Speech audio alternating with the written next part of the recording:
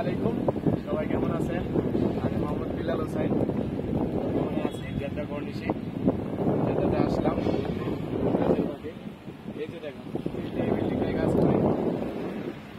আমি একজন ইলেকট্রিশিয়ান মোয়াল্লাম হিসেবে আছি এখানে কাজের ফাঁকে। ঘুরতে আসলাম জেদ্দা কর্নিশ রেড সি।